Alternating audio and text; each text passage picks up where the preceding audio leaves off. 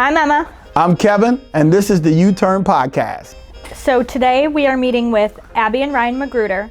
They own Smartwash and Flight 102. Their parents, they are both in the mortgage business. One is a realtor, one is in the mortgage business, and they have an amazing story. I can't wait for you guys to see it. Hi guys, it's Emma and Kevin at U-Turn. We have our first ever guest, Abby and Ryan Magruder. They own Smartwash, and they also own Flight 102. We are so excited to have them on.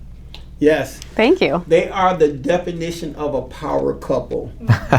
Amazing, doing great things in the Kankakee County area.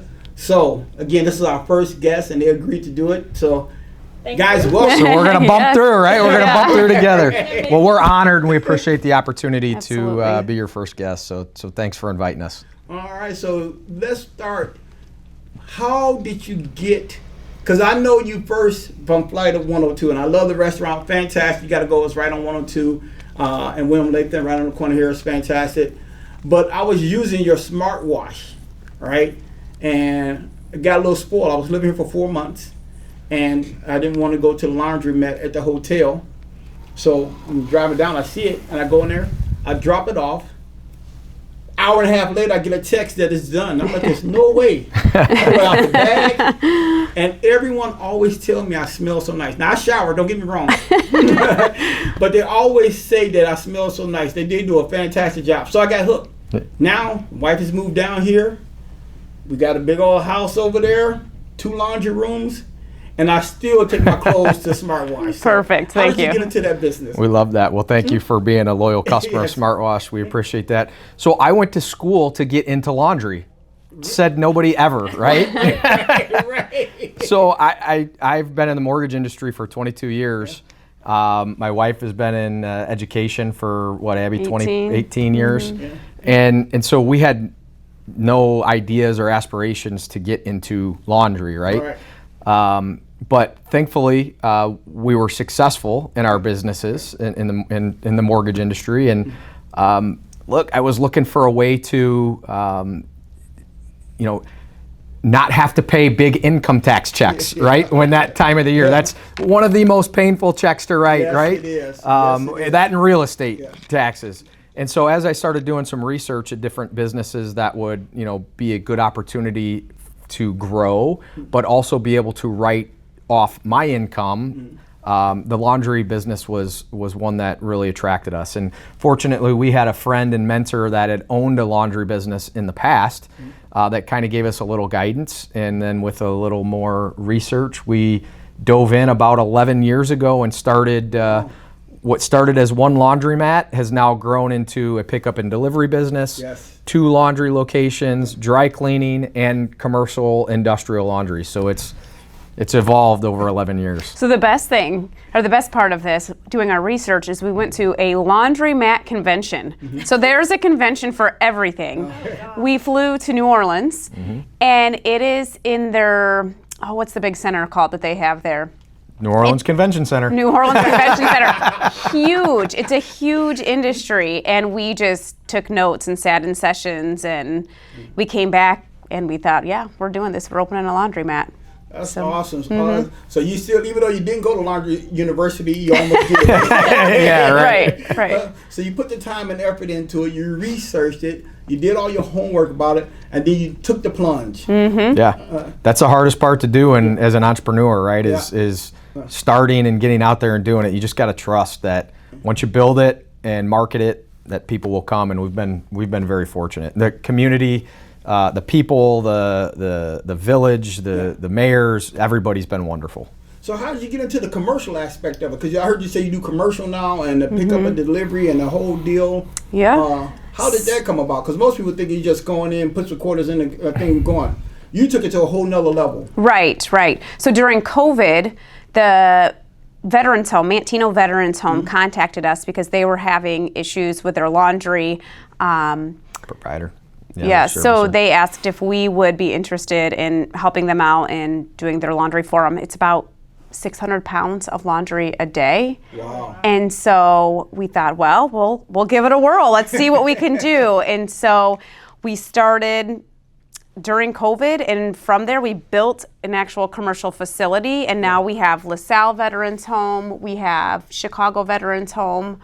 A lot of other local big facilities. Right, right. But Schools and as an entrepreneur, you've got to be willing to put the time in. So there were many times where Abby and I were there at night folding clothes, ourselves, looking at and each our other, kids going, there helping. "What are we doing?" Like, we started this business. What are we doing? But sometimes you got to dive in. Until we were able to build the infrastructure around it, we had to dive in and get it done. So. So you didn't have to get your hands dirty. You got your hands clean. That's right. Right. Yes. The funny thing is too, our kids being business owners, well, why can't you own something really cool like a candy store? Why does it have to be a laundry facility? And we're like, hey, when the world shut down, we are essential. We are needed. Everybody needs cleanliness and clean laundry. So. And I mean, I use SmartWash. I own my own home, but my comforter does not fit in my washer. Oh, sure. So I'll go use your big ones. I love it. Yes. I have a SmartWash card in my car. Oh, I love that. I know. I got the app on there. I got the app. They got my card on file.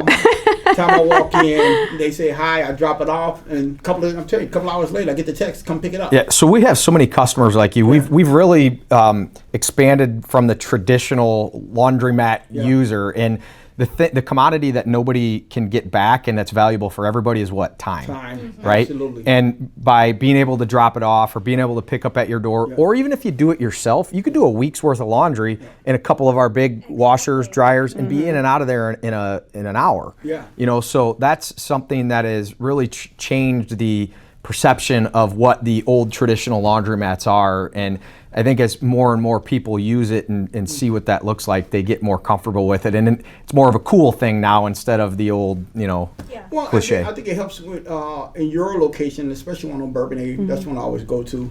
It's super clean. I mean, the sign is bright as blue. Was that your name? That's your concept? The whole deal? Yes, it is. Yeah, it's not a chain. Yeah, that's It's actually not a chain? we get that a lot. People think that we're a Walmart brand or a franchise, and that's Abby and I. This is us. So you guys came up with the name. It's not a franchise. That's your deal. Correct. It's like, listen, every time I come in there, it's always lit up. It's always clean. Oh, good. Beautiful. Your Everything is workers fantastic. are all super kind. Yes. Oh, good. We love hearing I've been in that. your dry cleaning part. They're all super nice over there. I've been in your regular part. They're also very nice. So you also have really good employees. Well, thank you. Wonderful. Thank you. So then you got mortgage, then you got education, then you got the dry cleaning.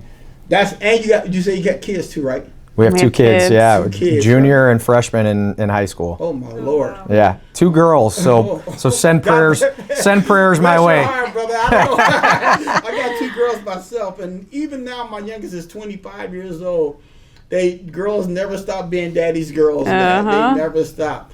So that wasn't enough for you, huh? No. Nope. We had an extra 5 minutes, so we were looking for something else to do. Wow. And here comes Flight 102, a restaurant. Yep. Okay, so now mortgages, education, laundry. What does that got to do with a restaurant? I don't get it. They all make money. The end result is all the same. Yes. So Flight 102 is a place that Abby and I for years have loved going to. The prior owners did a wonderful job with the concept and bringing it here to the community, something different, more of like a Chicago type feel here in a smaller community. So you'd find us there every Thursday. Her and I would have our date night. Thursday night, sit at the bar, have a glass of wine and have a nice meal. And we just love the place. We love the atmosphere. We love the people. And we had made some comments in the past like, hey, if they ever looked at getting, selling this place or shutting it down, make sure they talk to us first because we don't want this place to ever, go or be in the wrong hands. Yeah. And randomly, last summer, I got a phone call from Brian, the previous owner, and we started negotiations and talking, and they've now are at a different spot in their life with grandkids and retiring, and they wanted to make sure that it was passed along to a local, family that was going to keep the concept the same and take what they've done and kind of try to take it to the next level. So it took a while to get to a spot where we felt like we were going to be able to invest the time and have the time to do it. But we finally did. We made the decision that Abby actually resigned from the school district at the end of February here, so that she could focus more on our businesses now. So it's a big step, but it's gonna be great for the businesses. That's everyone's dream, right? You know, to be able to support yourself where you can do the whole thing and you're supporting yourself. I always tell people, man, it's great to bet on yourself. The economy is up, the economy is down. One thing I can change is the way I approach the day. And if you approach the day right, generally good things will happen. So congratulations. Thank you. So tell us, how does an entrepreneur think, right? You know, from the, and both of you guys, because you're both entrepreneurs, you know, from going, okay, we've been successful here, we've been successful there, you know, let's try this. You know, how do you, for our people that's out in the audience, what would you tell them, say, how do you have that much confidence? And then we're going to talk after that as you're thinking about that same question as a husband and wife team, right? You know, how do you guys come together and make decisions? Say, hey, this is where we're going to do it, and how would you give some type of insight to our listeners? She just agrees with everything that I suggest. Wrong. And I tell them, happy wife, happy life. Yeah. So, you know, being an entrepreneur is tough because it's risky and not everybody has the fortitude, the risk-taking guts, right, to be able to do that, because it's scary. You can invest a lot of money and if it doesn't work, you could be out. But I would say for us, there's nothing that I think that I can't take on and make successful. And I think that's maybe the biggest difference between a true entrepreneur and somebody else is I don't think of taking over a business and thinking of failing. That doesn't even cross my mind. Awesome. Taking over a business is, okay, how am I going to get this to the next level? Improvement. And running business, whether you're selling cars, whether you're doing laundry, or whether you're doing a restaurant, at the end of the day, comes down to the same, you know, people, product, process. That's exactly right. And if you've got that formula and you can make it work, you can make any business work. So, you know, we sit down and we kind of map out what we want the business to look like, what we want the goals, you know, the end goals to look like, and then we build the people, process, the product around that. Prioritize. I don't think we're ever content. We're always looking to grow and improve. Okay, we mastered this, now what? Now what? How else can we improve and make this better for people to enjoy? Awesome. Yes. Any future plans that's on the horizon right now? Future plans as it relates to more businesses? Well, I'm always sending him stuff. So I also sell real estate. So I have another job as well. So you got another job. And so, you know, every day I get into the MLS and I see what's for sale, and I just sent him one yesterday. He hasn't responded to it yet, and he probably won't. But I send him stuff. I deleted it, actually. I send him stuff all the time, like, what about this? What about that? So we don't have anything in the works right now, but our options are always open. Our door's always open to So consider. one of the reasons, or one of the things that drew us to ended up making the decision to purchase Flight 102 is we also have a home in Florida, and we absolutely love escaping to the Sunshine State, right? It's our happy place, as we call it. And so we believe that Flight is something that we can potentially scale or bring to other locations. So, you know, if I were to say what's on the horizon, maybe something that way. I've also got a complete scale built out plan for the laundromats. Into additional communities around the state and maybe even into other states. Okay. I just got to be careful as to, you know, at what point. I never want to get to the point where we lose quality of the product and things we're doing because we're stretching ourselves too far.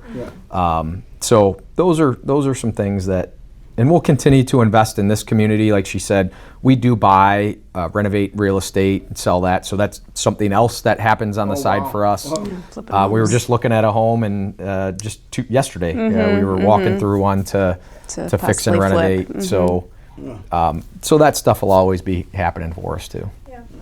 I think something that intrigues me and also probably audience viewers is just kind of where you guys came from. Are you guys local to the area? Did you grow up here?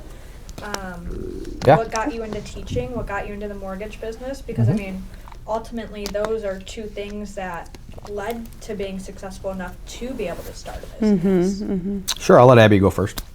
So I wasn't born here, but I moved here by the time I was in the first grade. Okay. So for most of my life, I lived here in the community, went through the Bourbonnais schools, went to BBCHS, and one of the things that my mom always told me, because she's divorced and she is remarried, I have a stepfather who raised me, but she said, always make sure that you can support yourself. Yeah. Go to college, get a degree, nobody can take that away from you, and make sure you can support yourself. And so that was my number one priority growing up, is to make sure I got that degree and that I got a job, and then, you know, everything else had met. Well, I knew Ryan as a kid, but he was just my my friend's little cousin. Yeah. So Ryan's a couple years younger than I am, and one of my best friends is his cousin, and so then we started dating after college. And just ended up hitting it off. Did you guys meet? She knocked on my door so many times. No. No. I had to beat her off with a stick finally. I was like, all right. So we've wore me always, down. we've always known each other, but never to the point of like dating until we were adults and both in our careers. Yeah. Yep. How did you guys end up reconnecting? So hold on, then you got to tell this story about. Are you from this area as well? So I'm born and raised, both my dad's side of the family and my mom's side of the family, which both are big families, Huge. are all from right here locally, Kankakee County. So it's impossible for me to go, leave, because this is where we're ingrained. Yeah. So I went to school at Bishop McNamara, went to college, Knox College, did my undergrad there, got an economics degree and a business minor, and then got my master's degree here at Olivet in business administration. For the mortgage business, Wells Fargo was somebody that was at our, one of those business, I don't even remember what you call them at school. Like a job fair? Like a job fair, yeah. And one of my fraternity brothers at the time had a job there doing like consumer finance, that kind of stuff. And I got in with them and started in consumer finance, and then got into the mortgage industry from there. And it kind of just all fell into place. Yeah. Again, it wasn't like I went to school to be in the mortgage industry. It just kind of, the opportunities presented themselves, and I took them as they arrived. And I love the business. As business owners, do you think that the degree is essential to running a business? I don't, honestly. Yeah, it's all about your work ethic. Yeah. I know a lot of people feel like they can't progress because, well, I don't have a college degree. Yeah. So who's going to take a chance on me? Yeah, that's traditional thinking, in my opinion, and I think our world is continuing to evolve from the traditional type of thinking. Don't get me wrong. I think the institutional learning, there's a place for it. I think our kids get valuable lessons from going to college outside of just the education piece of it. So I do think there are Pros and cons. yes, and there are professions where you need, an attorney, right? If you're going to be a nurse, a doctor, some of those things. You don't want someone just coming in. Yeah, Right, cutting you open. but to run your own business, some of the most successful people I know that have their own businesses didn't go to college. Yeah. They just, they've got that grit, they've got the work ethic, and they kind of do their business. And it's all about self-educating at that point. You learn yourself. Just like we started the laundromat business, I knew nothing about. I still to this day, if you wanted me to press your shirt, I couldn't do it. I'm sorry. I don't know. But it's about educating yourself, and we've learned along the way. And that's what I think a good entrepreneur will do, is they're going to self-educate in their own business as they go. They don't need a teacher to tell them behind a book. Yeah, like this is what you need. Exactly. This is why. Exactly. So are you two the first entrepreneurs in your family, or did other people come along where they already? Immediate family. Your Uncle Al is a big entrepreneur, but Yeah. you looked up to him. Yeah, I would say outside, my uncle who owns a screen printing business, he owned a Yamaha shop, he owned a bike shop. So he was definitely his own entrepreneur. Again, never went to college. So he's kind of fits that exact mold we just talked about. But our immediate family, brothers, sisters, that kind of stuff, we're the first to kind of venture out. And again, neither of us were entrepreneurs first. We were education and in a corporate America in the mortgage industry, and just kind of dove in from there. Yeah, and especially from a bank standpoint, right? Because I was listening to your story and everything. Education kind of trains you to stick in a box, right? And then banking even more so. Oh yeah. Right? It's the way we do it and different things like that. So when you decide to leave and do your own thing, I'm curious, did a lot of people question you? Did you hear people like, what are you doing? You need the security, safety, and... So this is a funny, I'll never forget this, and I hope my dad watches this at some point, because we were in his pool. I remember the exact moment, so that's why I'm being so specific. In his pool on a Sunday, and it was in the middle of the summer, and I told him, I said, hey, I'm gonna start a laundry business. And he's like, that's the dumbest thing I've ever heard of in my life. He's like, what are you talking about? You are going to epically fail. And I wasn't quitting mortgage. I just told him I was, and it's a significant investment to get into what we were going to do. And he's like, man, I just don't see it. Yeah, he didn't think we should do it. He didn't think we should do it. Well, if you were to ask him today, he always jokes, and he's like, I told you not to start the laundry business, and look what you've done with that, and look what it's become. So. And I had a superintendent tell me, you think you're going to get rich off of a laundry business? You're not. Like, don't quit your day job. Right. And I thought that was kind of rude. And I'm like, well, my goal is not to open a laundromat and get rich. Like, that's not my thinking. It's about investing in our own business, Owning your own business is about creating financial independence, right? It's not about being rich. Yeah. It's about how can I sustain my lifestyle and not be dependent on somebody else, not being dependent on corporate America, the government, or somebody else's paycheck. So that's what I think a true entrepreneur thinks, is how do I create a lifestyle that is self-contained, if you will. And speaking on that, I know one of the things that I get a lot out of is just realize, just like you said, no one's relying on that, and now you relying on making your own way. I mean, how important it is, do you realize, and how do you feel now that you have employees that's saying, hey, they know their job is okay or their income is directly for you? Because before you used to get a check now, right? Now you're writing checks, and now you have people that's working for you. How is that?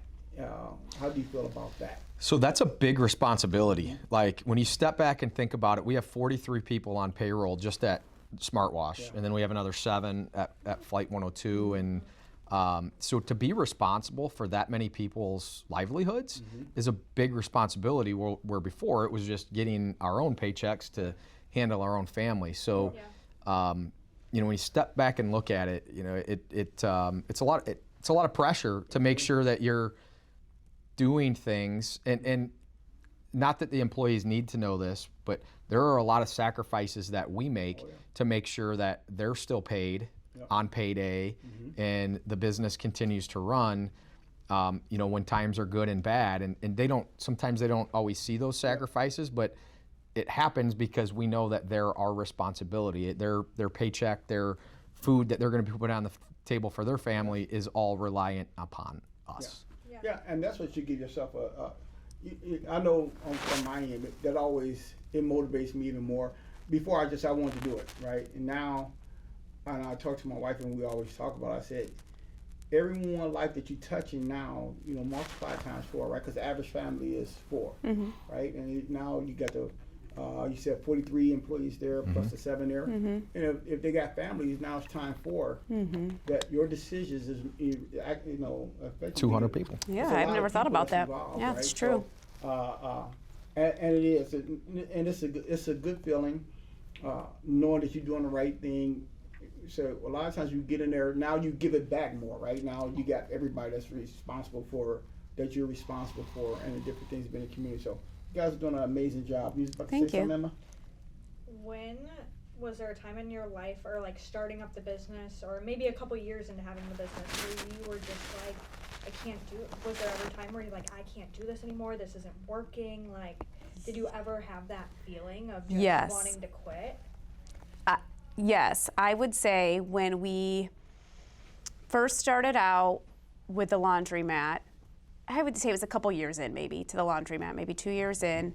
My girls were little, and he traveled 3 to 4 days a week overnight. Oh, wow. So I'm trying to, and at that point in time, we didn't have delivery drivers yet, but I was like in my heels, in my work clothes, trying to make it to the school. But first I had to drop off laundry and get my kids ready and dropped off at daycare and out the door, and he's on his business trips. Yeah. So at that point I was like, something has to give. I can't keep doing this. And so that is when I left education the first time for about 5 years. And that's how I originally got into real estate. A little more flexibility there, and I could still take care of the business, the laundry business, while he traveled. Since then, he doesn't travel as much, which is great. He's around more. My kids are older, they drive, they're self-sufficient, you know, so. Yes, So I'm always in good. the same boat now that you were back then.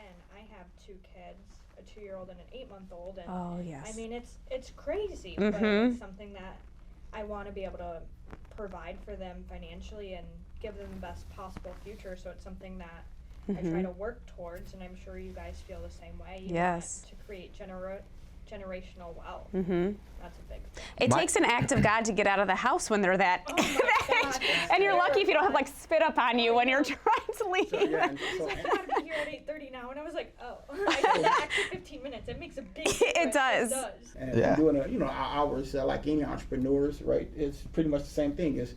It's never off. So I want to back up because my answer would be completely different than hers. The way my brain thinks is different than most, though. Yeah. There are tough days, don't get me wrong, and there are tough times, as she's talked about. But at no point when I start something am I ever going to quit it. All right. Yeah. Not one time ever. And I would never start something that I think that I will die before I let it fail, right? There will be times when you do fail or you're not, but I'm not going to quit. I'm going to learn from it, and we're going to make adjustments, and we're going to then make it work. So you asked the question, were there ever times where you wanted to bail out and say this is too much? Yep. And the answer for me is absolutely not, because I would never start something that I would want to quit. Yeah. Because I have a lot of pride. I want to make sure that whatever I do that's got my name on it is going to be successful. And if that means a year from now or 10 years from now, if it means 1 failure or 50 failures in between, It's all at about the how end you of work it, out. I'm going to be able to stand there and say I made something that worked. I also have to tell you too, and I don't know if he's gonna want me to share this. He's also the guy, last Friday he had a heart attack. Oh my God. Man, you look like a picture of heart. He's still smiling. Yeah, I'm You like said gonna get He emotional. had a heart attack because his girl said something wrong. No, he had an actual heart attack at the gym. It was the scariest thing ever. A week ago today, 6:15 in the morning, and he was back to work on Monday. Like he had stents put in and everything. It was 99% blockage. The doctor said it was the widowmaker. He is so lucky to be alive. Oh my God. Did you have any symptoms whatsoever? No. At the gym, when you Yeah, I mean, we don't have family history of it. I eat healthy. I've never smoked in my life. I work out 7 days a week. I don't drink a ton of alcohol. I mean, I live a pretty healthy lifestyle. It's not no family history, as I mentioned. It just it was kind of a freak thing that happened, and thankful the good Lord has other plans for me, and help push me through it. Wait a minute, you saying 7 days ago? Yes. He had Yes. a heart attack, and this guy looked like I a have like picture. goosebumps right Yes. now. So Friday I had the heart attack. They put the stent in Friday night. I asked her to bring my work computer Saturday because I'm going nuts in the hospital. Like, you got to get me love this something guy. to do here. The doctor's like, maybe don't work so hard. He's like, no. love this guy. He's like, I'm gonna work harder now. I'm like, okay, well, Yeah, you never know. You never know. yeah, Got a second yeah. You never know when it's done. So He never would have brought it up if you wouldn't have said. That's what wives are good for, right? He never would have said a word about it. Yeah, he would have been like, walked yeah, right no, on that out of here. was Scariest thing Never ever. brought it up. Yeah. So, did you take things after that near-death experience? Do you think about things differently at all? it's funny. I was just having this conversation today, and I think that there's more out there for me. I think that the reason that it happened was that there's bigger things for me to have out there. And don't get me wrong, I do look at, as I was sitting in the hospital room, thinking that, the house I have, the car I've got, the businesses we've got, the money we have, all of that is irrelevant, right? If I'm not here, I mean, it's irrelevant to me. Like, you don't have your health, none of that matters. So from that perspective, I really think that that's changed my outlook a little bit. But I don't know, it's given me a new drive, a new vigor, like, okay, I'm still here for a reason. There's bigger things out there for me to do, for us to do, and I'm anxious to see what that's going to look like. That's good. That's good. No, that's awesome. We are so glad that you are okay, though. I'm glad to be here. It'd be a heck of a call to say, hey, your first podcast guy, he croaked. Sorry, he's not going to be there. Oh, God. And so you was out of the hospital on Monday? He was out Sunday. Oh, God. Yeah, they put the stent I was in at that work night. Monday. Yeah. Oh, man, that is absolutely You're probably still trying to recover, and he's like, we're great. Yeah. Yeah. And it was his mom's birthday, too. So I had to call her, happy birthday, and Ryan is okay, but he had a heart attack. And they were in Florida, and so they, flew home and to be here, of course, and everything. But talk about a scare. All right. So before we get out, do you have any more things that we need to talk to? I don't have anything else. Is there anything that you guys want to share with us or let the community know? I can't. I mean, I appreciate the opportunity. I think this is great what you guys are doing. I've actually thought about this myself. Again in the million things we've got. Do podcasts because that's the world we're in today, and that's how you reach audiences and are able to get to people. So I think that it's really cool that you're doing it here locally. It is cool. Super honored to be your first guest that are here doing this. So anxious to see the channel and see what other guests you have on. And you have to go by there. Do you mind giving a shout out to where it is, the location, so they'll know is it a website they can look at, they check it out. I'm telling you, the food is phenomenal. Always get the lamb when I'm over there. But the ribeye is fantastic as well. The drinks are great. I know the menu, okay? Yeah, yes. So we'll let Abby tell you the Flight 102, how you can get a hold of us there. Yes. Well, we're located at 565 Main Street Northwest in Bourbonnais. And we're all over Facebook. We do all kinds of funny, silly things there. So you can follow us on Facebook. You can message us on there. You can go to our website, flight102winebar.com. All right. Awesome. And the wine is great as well. And then Smart Wash, we've got 2 laundry locations, one at 1650 West Court in Kankakee. All right. The old family video building is what most people know it as. Right. Connected to Little Caesars, yep. And we've got our Bourbonnais location right across the street from Court Street Ford here at 573 William Latham Drive. Laundromat, dry cleaning, that's where our commercial facility is located. And you can also visit us at www.smartwashlaundrycenter.com. Yep. Yeah. Fantastic people, fantastic business. This is what America's all about. We was asking, was the American dream still alive? Folks, you see it right here. They're living a dream and they're doing it well. 2 families, 2 people in love and just loving life and loving business. So thank you guys for tuning in. Thank you guys for being our first guest. Thank you for inviting us. This is fun. Continue supporting the business because perfect. It's good food. Well, I can't wait to see you in there now that I know who you are. So guys, you got it. U-turn. The guys made a complete U-turn. They went from corporate America and educational to entrepreneurship. Man, we couldn't ask for a better first guest. Thank you guys again. Thank you.